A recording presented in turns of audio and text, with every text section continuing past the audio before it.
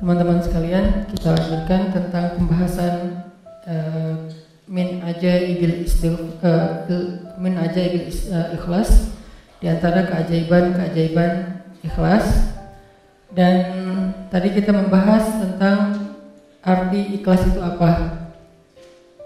Ternyata ikhlas itu bukan nggak berharap apa-apa kepada Allah, seolah-olah kita nggak merasa butuh kepada Allah, padahal justru berharap kepada Allah, bergantung kepada Allah, meminta kepada Allah, itu bagian dari ibadah. Jadi kalau kita pengen dapat banyak pahala ibadah, doa aja yang sering, karena berdoa itu adalah ibadah. Dan Nabi yang paling banyak berdoa itu salah satunya Nabi Ibrahim. Dan kita baca di dalam Al-Quran gimana doa-doa Ibrahim yang sangat luar biasa. Sehingga Ibrahim dikenal dengan istilah awwahun, hamba yang awwah. Arti awwah itu da'a, arti da'a banyak berdoa. Jadi kalau Ibrahim aja Allah sayang banget kepada beliau karena suka berdoa, berarti doa itu adalah ibadah. Dan Allah gak akan repot sama sekali kalau kita minta. Request kita sebanyak apapun ke Allah gak repot sama sekali. Bahkan kadang-kadang kita meminta sesuatu yang menurut logika kita udah gak mungkin, buat Allah juga bukan sesuatu yang berat. Gak akan Allah terganggu, kamu kalau minta ngira-ngira dong gitu. Masa minta sesuatu yang udah gak mungkin lagi dikabulkan? Enggak, karena ala kulli syai'in qadir, gak ada batasan. Allah maha kuasa atas segala sesuatu. Justru dengan meminta kita lagi belajar iman loh teman-teman. Meminta itu belajar iman, kayak kita lagi mau jalan, naik kendaraan atau naik pesawat, begitu dia mau take off, Bismillahirrahmanirrahim, ya Allah mudah-mudahan selamat kalau bahasa kita ya. Itu kan belajar bergantung ke Allah. Justru orang yang nggak meminta ke Allah, nggak bergantung ke Allah, itu istighna, sombong. Memangnya kita yakin take off ini akan berhasil, akan sukses? Apalagi landing, itu lebih berat lagi tuh. Selalu deg-degan saya kalau udah landing. Apalagi kalau yang misalnya pesawatnya agak kecil, terus cuacanya nggak bagus, landingnya sampai nggak terlalu mulus gitu, itu kan resikonya tinggi. Sehingga pas lagi landing, doanya mungkin 3 kali lipat pas dari take off gitu. Kalau take off doanya subhanallah sakharana haza, kalau landing sampai yasinan, ayat kursi, ar-rahman. Kenapa? Karena bergantung kepada Allah. Loh kok pas lagi kayak gitu berdoa, yang ke siapa lagi coba? Kita berlindung, ke siapa lagi kita bergantung, ke siapa lagi kita berharap. Itu bagian dari iman. Jadi makin sering berdoa, kita makin sering belajar gantung, kayak manja gitu ke Allah. Dan emang harusnya kayak gitu, manja banget sama Allah. Ya Allah nih gimana ya? Ya Allah saya ada ini, ya Allah ada itu. Terus saja setiap hari itu laporan ke Allah. Dia dikit-dikit nge-mention Allah, dikit-dikit angkat tangan. Allah sayang banget sama hamba yang kayak gitu. Justru kalau hamba ngerasa ini mah masih bisa dikerjain sendiri, ntar aja kalau udah susah baru minta sama Allah. Allah nggak suka yang kayak gitu. Itu bukan mandiri, itu istighna, sombong. Masa hal yang sepele aja minta ke Allah. Nabi bilang mintalah kepada Allah walaupun garam.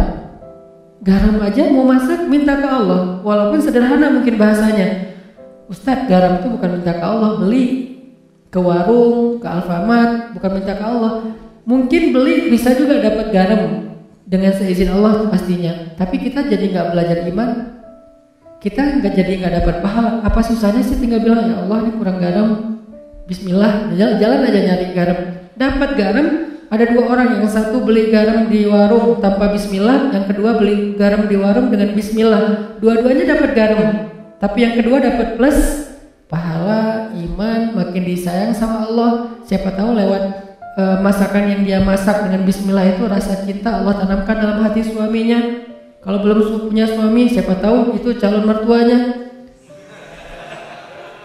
Kan kata Nabi, di balik nama Allah selalu ada kebaikan kan? Jadi kalau kita bilang Bismillah gak ada ruginya. Tinggal kita bilang, ya Allah kurang garam, Bismillah, cari aja garam di warung. Yang kedua dianggap itu mah gak perlu Bismillah juga dapat. Yang namanya garam gampang carinya. Ya, dua-duanya dapat garam, dua-duanya masukin garam ke dalam masakan itu. Tapi yang satu berkah, yang satu tidak berkah. Segala sesuatu yang dilibatkan nama Allah di dalamnya, kata Nabi, Allah munculkan kebaikan atau keberkahan. Segala sesuatu yang tidak ada nama Allah, Allah cabut keberkahannya. Jadi bukan hanya masalah makanan yang kita makan teman-teman, tapi apa kebaikan setelah itu yang kita dapetin. Sehingga kalau misalnya kita ngerasa mampu pun secara logika sederhana, mudah, tetap pakai nama Allah, tetap minta sama Allah. Karena yang kita minta bukan yang mudah itu doang, tapi apa yang setelah itu. Kita jalan naik motor, cuman deket doang ke rumah teman atau kemana gitu yang mungkin bahkan kadang-kadang nggak perlu takut ada razia atau apa karena terlalu dekat gitu, atau di kampung nggak pakai helm juga, walaupun ini bukan saya nggak nganjurin ya. Kan banyak tuh realitasnya kayak gitu ya. Lupa bismillah, giliran yang jalannya biasa pakai razia. Bismillahirrahmanirrahim, bismillahirrahmanirrahim, auzubillah min polisi misalnya. Sampai doanya macam-macam gitu kan ya. Kenapa? Karena dianggap itu beresiko. Giliran yang ringan-ringan enggak. Jangan lihat itunya doang, lihat apa setelahnya. Jangan-jangan pas kita nggak baca bismillah, emang nggak ada kejadian apa-apa, tapi kita lupa, mungkin harusnya kita dapat kebaikan loh. Tapi gara-gara nggak baca bismillah, kita nggak dapat kebaikan, walaupun nggak dapat musibah. Siapa tahu pas lagi kita jalan, harusnya tadi Allah udah naruh, kayak kita main game kan suka ditaruh kayak bonus-bonus gitu, nyawa atau apalah ya. Terus kalau pas lewat nyamber dapat naik gitunya nyawanya, dapat 1 strip, nah dapat 2 strip. Nah kalau nggak baca bismillah kita nggak dapat itu, tapi pulang tetap selamat. Akhirnya kita pikir nggak ngaruh juga nggak baca bismillah. Enggak, jangan lihat kejadian itu aja, tapi lihat apa setelahnya. Siapa tahu dengan baca bismillah, bukan siapa tahu sih, yakin dengan baca bismillah kita dapat kebaikan yang kita min haitsu la yahtasib, yang kita nggak pernah tahu, nggak pernah duga. Yang kayak cerita saya dulu dapat alhamdulillah beli rumah gara-gara sholat asar di masjid Cihanjuang yang sekarang dekat rumah. Kenapa bisa kayak gitu? Mana saya tahu ada yang akan jual rumah di masjid lagi sholat asar. Kalau bukan karena Allah yang ngatur banget kan segala sesuatu teh. Jadi minta sama Allah, berharaplah kebaikan-kebaikan sebanyak apapun dari Allah, itu nggak ngerugiin Allah. Sampai Nabi mengatakan, seandainya semua makhluk, semua manusia dari mulai Adam sampai manusia terakhir berkumpul sekaligus, lalu mereka semuanya meminta kepada Allah kebaikan dan pertolongan, maka Allah memberikan semua permintaan mereka dikabulkan satu persatu sesuai dengan hajatnya, maka semua itu tidak mengurangi kebesaran Allah, walaupun sekecil satu tetes air yang dicelupkan dengan ujung jarum ke dalam lautan, sama sekali nggak berkurang. Apa repotnya buat Allah? Ini berlalu udah ngumpul semua, bukan sealatif loh. Dari Nabi Adam sampai manusia terakhir ngumpul, numplek semuanya, ya Allah, ya Allah, ya Allah, semuanya teriak minta kepada Allah, dan Allah kabulkan satu-satu masing-masing dikabulkan sampai beres hajatnya. Itu nggak mengurangi kebesaran Allah walaupun seujung kuku sekalipun atau seujung jarum sekalipun. Jadi keliru kalau kita memahami seolah-olah Allah jadi repot gara-gara kita minta terus. Nggak enak minta sama Allah terus, mending kita beribadah aja, jangan banyak minta, malu. Enggak, justru Allah kalau kita minta, Allah malu nggak ngasih. Kan kata Nabi, Allah itu malu kalau hambanya mengangkat kedua tangannya dan meminta yang baik untuk tidak mengabulkan Allah, itu malu, pasti dikabulkan sama Allah. Bahkan yang mustahil menurut kita, mustahil menurut kita, ya minta aja sama Allah. Kok namanya minta sama Allah, apa susahnya sih? Tinggal bikin aja standar. Allah, standar saya tingginya sekian, kulitnya warnanya ini, wajahnya nggak perlu pakai foundation yang udah kinclong, bibirnya jalan dari 1 kilo kelihatan merahnya, saking orangnya tuh kayak natural banget cantiknya kayak Aisyah. Ya Allah, saya pengen gitu banget. Agak-agak mustahil mungkin menurut kita ya, tahu diri lah ya. Kayaknya mustahil sih Allah, tapi kan buat Allah nggak ada yang mustahil. Buat saya itu mustahil, nggak mungkin. Tapi buat Allah siapa tahu bisa, dan pasti bisa. Yakin 100% bisa. Kok bisa Ustaz? Emang Ustaz dapat? Dapat dong. Kalau saya bilang enggak, ntar nggak dibukain pintu. Insya Allah pasti dapat teman-teman. Kalau misalnya nggak dikasih di dunia, dikasih di akhirat kan pasti dikasih. Ustaz, kenapa nggak dikasih di dunia? Daripada kita kaget, terus daripada kita lagi akhirnya jadi fitnah, Kita nggak sanggup menanggung punya pasangan secantik bidadari, banyak banget yang ngelirik dia, tiba-tiba followersnya naik, kan kita sendiri nggak repot kan? Nah, akhirnya dikasih yang kita sanggup menanggung kecantikan itu, sehingga kita nggak terabaikan dari hal yang lain, nggak bikin kita sombong. Coba kalau terlalu keren malah bikin kita sombong. Kalau yang terlalu biasa bikin kita bingung. Ya udah, yang tengah-tengah aja, sesuai dengan kebutuhan kita. Nanti di akhirat baru dikasih sesuai dengan kita. Ya Allah, kok sekarang saya dapatnya keren gini ya Allah? Kan kamu dulu mintanya gini. Siapa dia? Pasangan hal kita di dunia yang Allah make upin lagi nanti di akhirat. Make up nih aja bisa berubah orang, dan kan banyak tuh di Instagram yang viral gitu kan. 2 foto kan ya. Ini yang asli, ini hasil make up. Atau 3 asli make up editan. Yang ketiga paling keren kan. Nah, kebayang nggak editan di dunia aja pakai apps itu bisa sekeren itu? Gimana editan akhirat? Allah yang edit. Jadi juru riasnya tuh langsung Allah yang ciptakan. Pas dibangkitkan dari kubur, bulu mata udah lentik. Kamu siapa? Kan aku. Kok udah berubah? Bulu mata udah lentik, alis udah bertaut, nggak lurus gini kayak balok ya, bertaut gitu. Udah keren pokoknya. Minta aja lah, apa susahnya sih minta sama Allah? Tinggal ya Allah, saya gini. Bukan hanya dalam masalah jodoh, dalam masalah rezeki. Minta aja yang banyak. Kenapa takut meminta yang baik-baik dari Allah? Ya Allah, jadikan saya orang kaya, tapi orang kaya yang dermawan. Jangan kaya kayak Qarun, tapi kaya kayak misalnya Nabi Ayub. Kayanya ya, bukan sakitnya. Diperjelas, takutnya dikasih. Kamu pengen kayak Nabi Ayub, tuh sakit aja 17 tahun. Ya Allah, bagian itu saya lupa bilang. Kalau doa juga kadang-kadang harus hati-hati gitu. Ya Allah, saya pengen kaya seperti Ayub yang dermawan. Ibrahim tuh, gimana kayanya Ibrahim? Kita kan jarang tahu kalau Ibrahim itu orang kaya kan? Kaya banget loh. Ukuran kekayaan Ibrahim apa teman-teman? Setiap malam Ibrahim itu menyembelih 100 ekor onta untuk para tamu yang berziarah ke Masjidil Aqsa. 100 ekor onta. Satu onta itu 40 juta harga paling murahnya. Kali 100 berapa? 4 miliar ya. Setiap malam 4 miliar. Setiap malam. Bukan setahun sekali. Setiap malam ngeluarin duit 4 miliar untuk ngejamu para penziarah yang datang ke kota suci Al-Quds.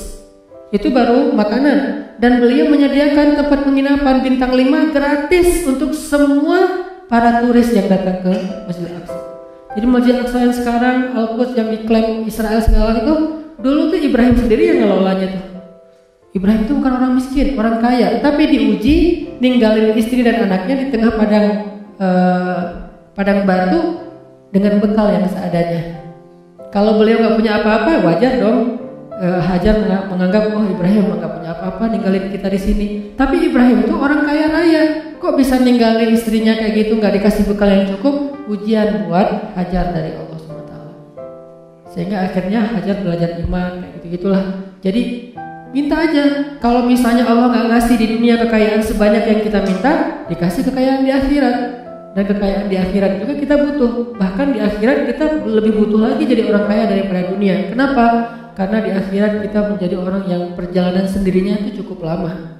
Gak dibantu siapa-siapa itu cukup lama. Baru setelah periode ini lewat, baru nanti akan ada periode kita ketemu lagi dengan pasangan kita, ketemu lagi dengan keluarga kita, dan pasti gak akan ketemu lagi dengan mantan kita. Itu ada adegan kayak gitu nanti di akhirat. Masa di surga ketemu mantan kan baper ya. Kenapa sih kamu udah masuk surga masih sedih? Itu. Kok mereka berduaan gitu-gitu amat sih, selfie-selfiean aja dari tadi. Nah kamu pasangannya di mana? Ketinggalan di padang mahsyar. Kok bisa? Kebanyakan gosip. Jadi hisabnya lah lama. Ini definisi dari ikhlas. Ikhlas itu berharap kepada Allah yang baik-baik dunia dan akhirat. Yang kedua,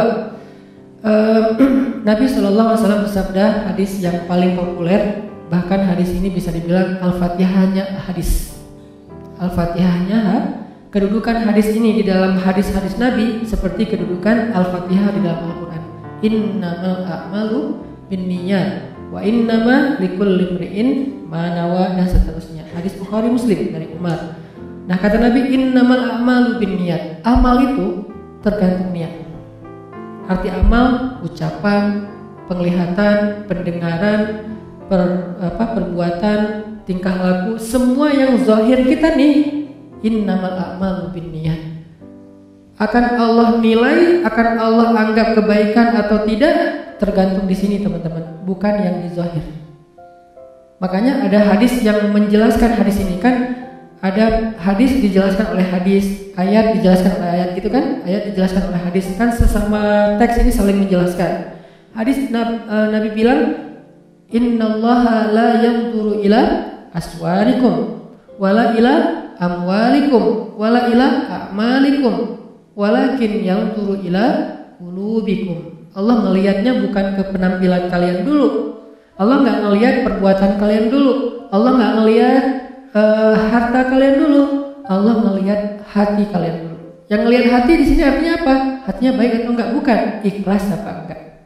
Itu maksud dari Allah ngelihat hati dulu. Sehingga kalau misalnya kita mau dihargai oleh Allah, diberikan balasan kebaikan oleh Allah, ini dulu yang harus kita islah. Disebut dengan istilah tajdidun niyat, perbaharui ini niat.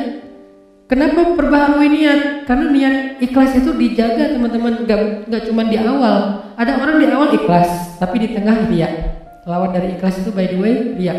Ada di awal ikhlas, di tengah ikhlas, di akhir riya. Ada di awal ikhlas, di tengah ikhlas, di akhir ikhlas, setelah beberapa tahun riya. Begitu sekali dia riya, hangus habis semua kebaikan dari apa yang kita lakukan. Contoh, kan kita tuh bukan tipe orang yang insya Allah levelnya di awal udah riya ya. Insya Allah tuh bukan kita. Nggak mungkin kita mau tilawah, dengerin buat tilawah riya ya. Oh, enggak kan? Kita bukan tipe gitu. Insya Allah kita di satu level di atasnya. Orang yang insya Allah di awalnya ikhlas.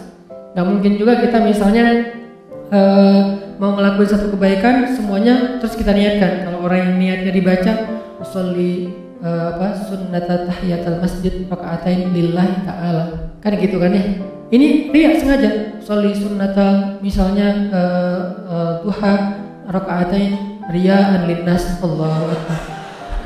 Kan nggak ada apa riya'an linnas atau riya'an linnas. Ini ya Allah saya sengaja nih sholat 2 rakaat.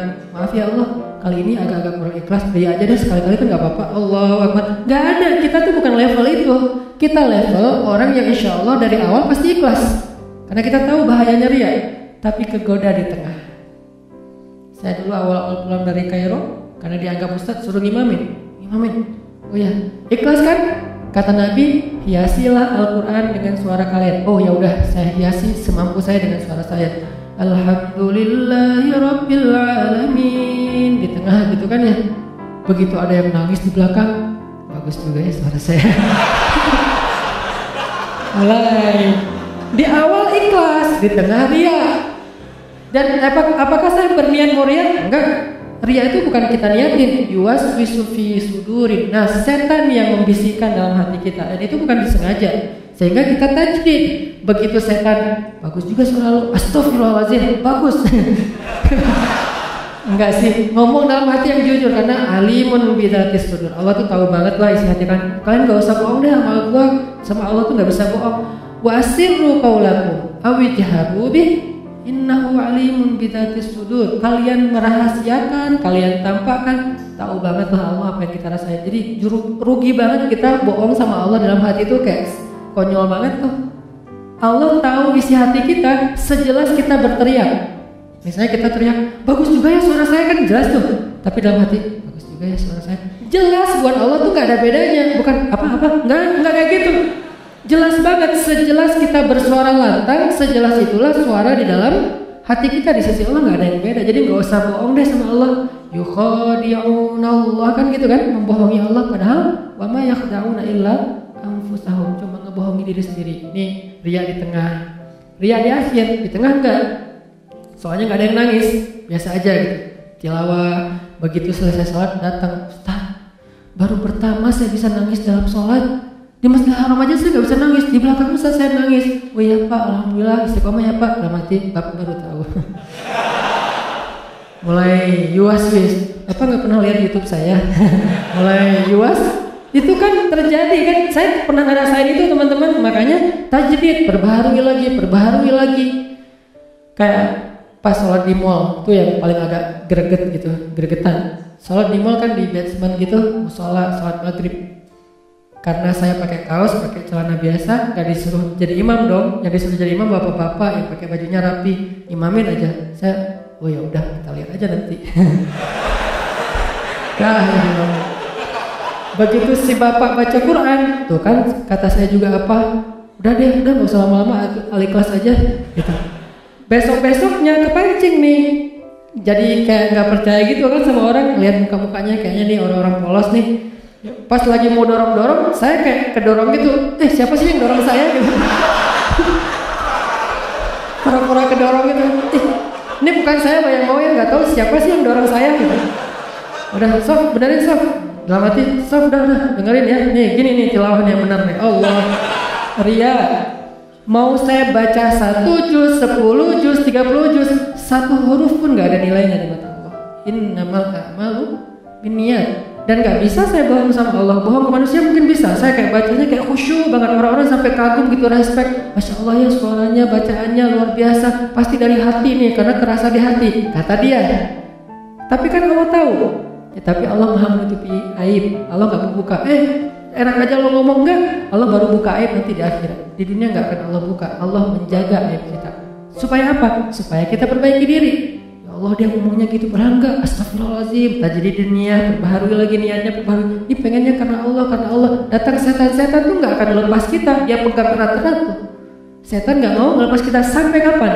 Sampai mukhlasin. Enggak ada bedanya lagi tadi pujian atau celaan. Baru dia akan nyerah. Tapi kan kelas kita masih mukhlisin, itu juga kalau mampu. Nah, kadang-kadang bukan di akhir, nanti setelah beberapa tahun. Nah, kayak misalnya kita tahajud, udah 10 tahun nih tahajud, tiba-tiba ada teman kita mancing, gimana ya biar bisa tahajud? Susah banget, saya udah masang 10 alarm gak kebangun. Udah tidur di lantai biar cepat bangun, malah lebih nyenyak tidurnya. Gimana sih cara biar tahajud? Saya udah olahraga siang harinya biar malamnya tidur awal jadi cepat bangun. Tetap aja olahraga, tidur nggak bangun. Gimana ya caranya? Kita kepancing. Awalnya niatnya ikhlas juga, pengen sharing, pengen ngasih semangat. Sebetulnya sih tahajud itu gampang kalau udah jadi habit. Gimana maksudnya? Kalau udah jadi habit, mau dia capek, pulangnya telat, yang namanya jam 2 pasti udah kebangun. Biar jadi habit berapa lama? Ya standarnya sih 10 tahun. Kalau kamu gimana? Ya alhamdulillah 10 tahun. Habis semuanya. 1 malam pun gak ada nilainya. Coba, sayang banget kan? Ria itu menghanguskan semua amal kita yang kita riakan, seperti api menghanguskan kayu sampai jadi debu. Gak bernilai, gak bisa dipakai apa-apa. Tapi ria ini sepele banget, halus banget, gak berasa. Dia muncul tanpa kita niatkan. Gak ada niat kita pengen riak pastinya. Gak mau. Lo tanya dong ke gue tentang tahajud biar gue bisa riak. Gak mungkin kan? Gak ada kayak gitu. Dia kepancing oleh orang lain. Lebih parah lagi kadang-kadang kepancingnya justru karena celaan.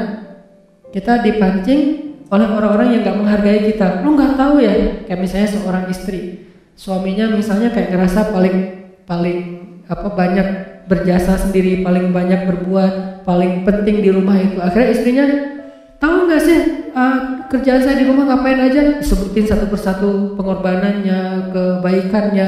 Gara-gara kepancing oleh suami, habis semuanya. Makanya jangan kepedean dulu bahwa kalau kita udah bertaubat, berhijrah, udah rajin ke masjid, kita lebih mulia dari orang lain yang belum melakukan itu. Belum tentu. Kebaikan kita yang banyak, apakah menjamin kita lebih mulia? Belum tentu. Sampai akhir hayat baru dihitung. Karena hisab itu bukan di dunia, di akhirat. Kenapa kita udah menghisab di dunia? Arti menghisab udah langsung bikin nilai bahwa saya lebih baik dari kamu, bahwa saya lebih mulia dari kamu. Ngapain kita katakan itu? Padahal kita belum wafat. Kok masih belum bisa disimpulkan, Ustaz? Bukankah nanti di akhir hayat bisa aja semuanya jadi hangus gara-gara ria? Seorang kakek ngumpulin keluarganya pas lagi sakit keras, anaknya, cucunya, menantunya. Nah, cucu-cucu semuanya jangan tinggalin sholat ya. Ya kek, alhamdulillah kakek udah 40 tahun gak pernah tinggal sholat, habis sholatnya. Kamu kalau udah mampu segera haji. Karena kalau udah tua susah haji, kakek dulu haji itu udah susah. Untungnya kakek orangnya semangatnya tinggi, jadi walaupun susah dilakonin juga. Alhamdulillah udah 15 kali haji, habis hajinya. Tilawah minimal sehari 1 juz ya tilawahnya. Alhamdulillah udah 20 tahun. Kakek itu gara-gara ikut program apa gitu, setiap hari bisa 1 juz. Akhirnya kakek udah 20 tahun gak pernah tinggal tilawah 1 hari 1 juz. Habis semuanya. Padahal bentar lagi mau meninggal, rugi kan? Begitu bangkit, ya Allah amal saya mana? Habis. Kapan habisnya? Detik-detik terakhir. Makanya jangan langsung menyimpulkan. La tuzakku anfusakum, kata Allah. Janganlah kalian menganggap diri kalian suci atau lebih mulia daripada orang lain. Tapi bersyukur atas kebaikan, hidayah, taubat, amal soleh ini. Ya itu berarti kita menghargai Allah, bukan memuliakan diri sendiri. Ini jadi amal itu sangat tergantung kepada apa yang ada di dalam hati kita. Ada orang yang dengan lisannya ngomong baik, tapi di sisi Allah itu bukan kebaikan. Contoh, wa minan nasi may yaqulu amanna billahi wa bil yaumil akhir. Ada manusia, Allah nggak mau nyebut orang beriman karena tidak beriman. Ada orang bilang amanna billahi wa bil yaumil akhir. Kami beriman kepada Allah, kami beriman kepada hari akhir. Declare. Dia posting. Dia bilang kami beriman kepada Allah dan hari akhir. Allah komen. Kata Allah apa? Wa ma hum bimu'minin. Mereka tidak beriman. Padahal udah ngomong, kok masih ditolak sama Allah? Alasannya apa? Fi qulubihim marad. Di hati mereka ada penyakit. Apa penyakitnya? Khida, riya. Mereka tidak mengatakan itu kecuali untuk mendapatkan simpatik dari manusia, bukan dari Allah. Berarti ucapan doang belum tentu. Kita astagfirullah, astagfirullah, astagfirullah, astagfirullah. Ucapan kan? Kalau nggak benar dari hati bahwa kita benar-benar menyesali dosa, maka Allah menilai sesuai dengan hati kita. Siapa tahu kita istighfar hanya pengen disebut sebagai ahli istighfar. Astagfirullah, astagfirullah, astagfirullah. Begitu ada orang dekat-dekat kita, astagfirullahaladzim, astagfirullah, astagfirullah. Makin kencang istighfarnya. Perasaan tadi pelan-pelan biasa-biasa aja. Kenapa jadi lebay gitu? Karena ada orang kanan kiri. Gitu juga dengan sholat. Begitu sholat sendiri cepat-cepatan. Begitu sholat berjamaah baru juga takbir. Dari mana juga bacaan sholat ada-nya gitu kan ya. Saking menghayati. Kenapa? Karena dia dilihat orang lain. Allah tahu banget lah gitu-gitu, nggak usah acting deh di depan Allah. Begitu kita acting, Allah bilang fi qulubihim marad. Yang masalah itu bukan zahir kamu. Berdiri takbir kamu itu udah sifat sholat Nabi. Naruh ininya sifat sholat Nabi, berdirinya sifat sholat Nabi, bacaannya bacaan Nabi. Kenapa bacaan Nabi? Di hari ini Nabi baca surat ini, sholat ini Nabi baca surat ini, sampai sedetail itu. Rukunya itu benar-benar bisa naruh air dan gak tumpah, saking sifat sholat ruku Nabi. Sujudnya bisa masuk anak kambing, bangetlah zahirnya. Tapi kalau dalam hatinya dia berpikir, nih kalian lihat, ini baru sifat sholat Nabi. Kalian belajar sama saya, habis semuanya tuh. Kenapa? Fi qulubihim marad. Hatinya ada riya. Jadi Allah innamal a'malu binniyat, maksudnya yang Allah nilai pertama ini dulu. Kalau ininya benar, zahirnya ada kurang-kurang dikit, Allah sempurnakan. Kalau zahirnya sempurna, di sini kurang, Allah hilangkan. Allah anggap nggak ada apa-apa, nggak ada kebaikan apapun, nggak ada nilai. Jadi tergantung di sini ternyata. Kan ada kisah orang yang pengen sedekah, diam-diam kan, tiga kali salah. Dia bilang, ya Allah, nanti kalau udah malamnya larut, orang semuanya pada tidur, saya baru mau sedekah. Ini berarti dia sedekahnya kan diam-diam ya, gak ada yang lihat ya, ikhlas gitu. Karena ada dulu cicitnya Nabi, Ali bin Husain Zainal Abidin. Beliau itu kalau mau ngasih sedekah ke orang miskin, tunggu sampai semua orang dalam kampung itu tidur. Begitu orang udah pada tidur, baru keluarlah Ali bin Husain, bawa roti, naruh di depan rumah orang-orang miskin, terus pulang aja. Dan nggak mungkin juga orang miskin pakai CCTV kan, jadi dia tahu nggak ada yang lihat, ditaruh. Pulang pagi-pagi orang miskin buka pintu, ada kantong di dalamnya roti. Setiap malam kayak gitu, dan nggak ada yang tahu kalau itu Ali bin Husain. Kapan taunya? Begitu Ali bin Husain Zainal Abidin wafat, udah nggak ada lagi roti di depan rumah orang miskin. Baru orang mengatakan berarti selama ini yang kasih adalah Ali bin Husain Zainal Abidin. Saking merahasiakan amal, biar Allah dan saya aja yang tahu. Kita berdua aja yang Allah yang tahu, yang lain gak usah. Itu romantis banget loh sama Allah. Jadi kalau ada yang ngomong, tuh gak pernah sedekah, ya Allah dia gak tahu. Biar kita aja sama Allah yang tahu. Itu keren loh. Jadi ada amal yang biar jadi rahasia. Kan kalau ada rahasia itu jadi terkesan akrab ya, kayak romantis gitu kan. Kayak kita misalnya dengan orang-orang khusus, sahabat kita, geng kita, kan kita punya rahasia yang orang lain nggak tahu kan. Jadi kalau ada orang yang ngomongin macam-macam, kita ngelirik dia aja sambil senyum-senyum, dia nggak tahu kan. Nah ini dengan Allah juga harusnya ada kayak gitu. Walaupun nggak mungkin semua amal pastinya. Masa ke masjid kita nggak ada yang tahu, berarti ke masjidnya pas nggak lagi azan. Kamu ngapain jam 12 ke masjid? Saya sholat jamaahnya gak ada yang tahu, ikhlas. Gak ada azan juga.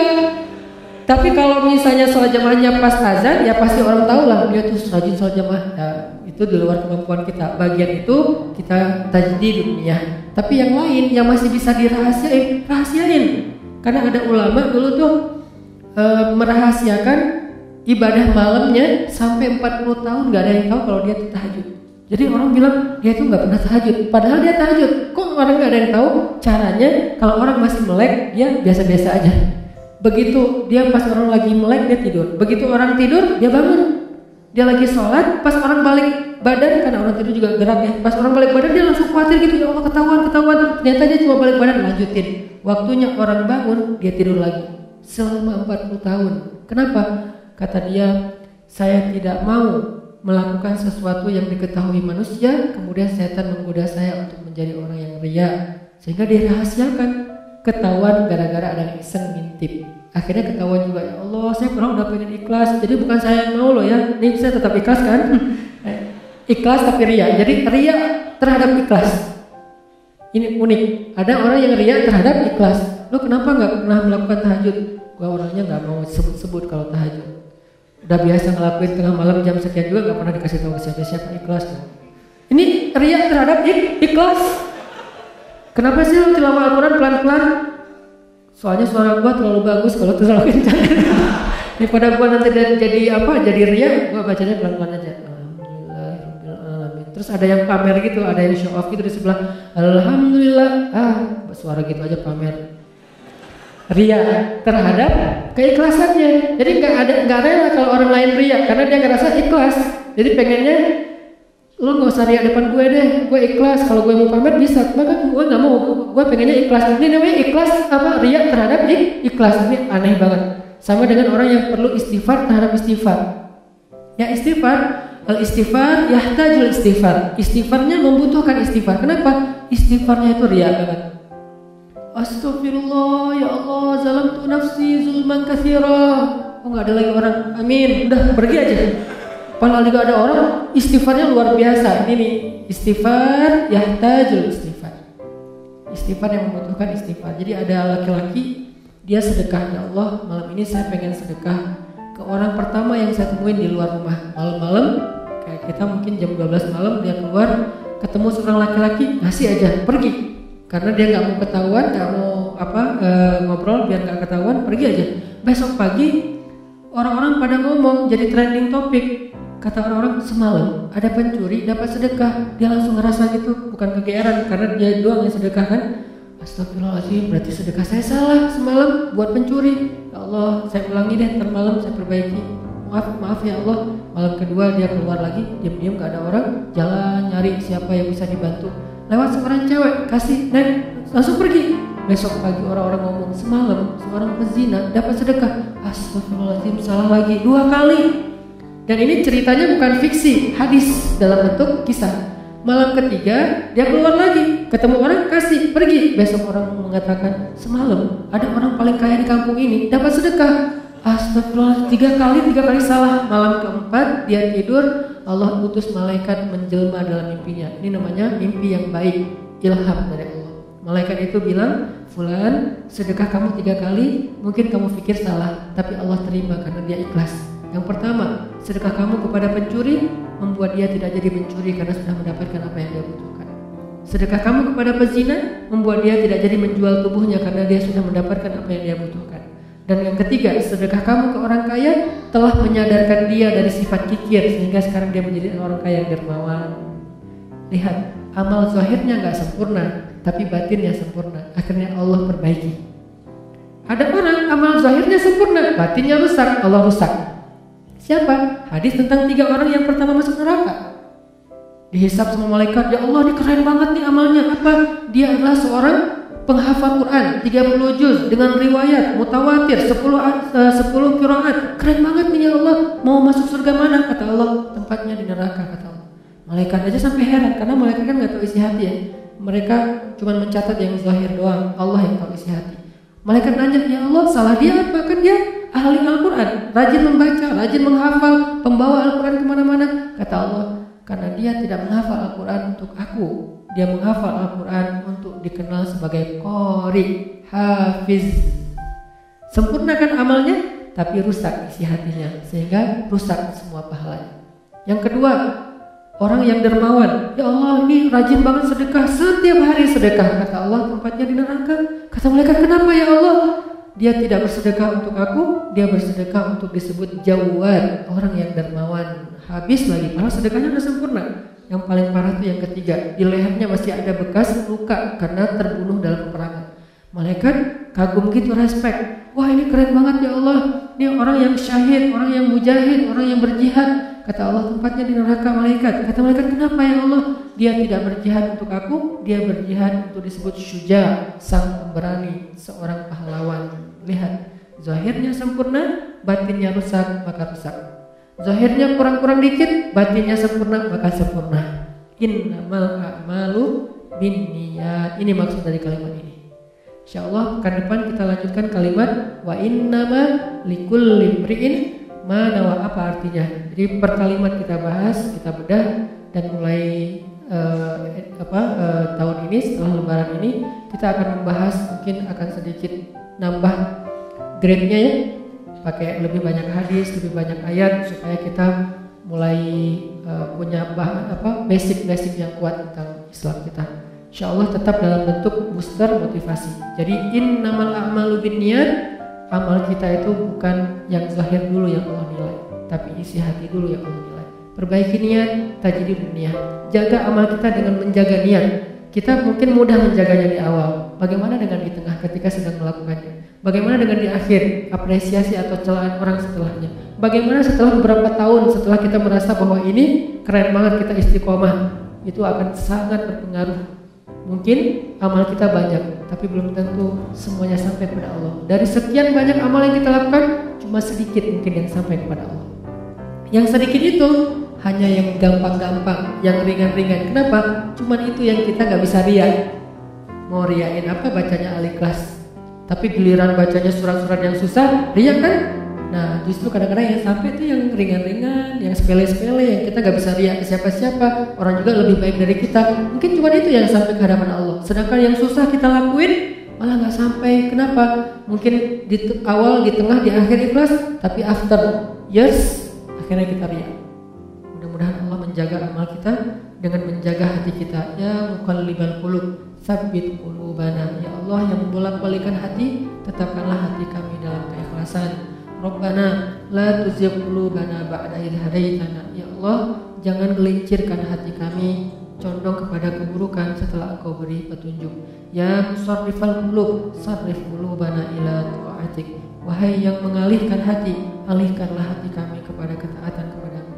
Allahumma habbib ilainal iman wa zayyinhu fi qulubina wa karrih ilainal kufra wal fusuqa wal isyan waj'alna minar rasyidin. Ya Allah, jadikan kami cinta kepada iman dan amal soleh, dan jadikan rasa cinta itu indah di dalam hati kami, dan jadikan kami benci kepada kekufuran, kedurhakaan dan dosa, dan jadikanlah kami termasuk orang yang mendapatkan petunjuk. Allahumma ighfir lana wa liwalidayna. Ya Allah, ampunkan dosa-dosa kami, ampunkan dosa kedua orang tua kami. Jika ada kebaikan-kebaikan yang kami lakukan, maka alirkanlah juga pahala itu kepada kedua orang tua kami. Karena tidaklah kami mendapatkan satu kebaikan kecuali itu kami tahu dari orang tua kami, diajarkan oleh orang tua kami, dibesarkan oleh orang tua kami. Maka pahalailah kedua orang tua kami atas setiap kebaikan yang kami lakukan. Rabbana atina fid dunya hasanah wa fil akhirati hasanah wa qina adzabannar. Subhanakallahumma wa bihamdika asyhadu an la ilaha illa anta astaghfiruka wa atubu ilaik. Assalamualaikum warahmatullahi wabarakatuh.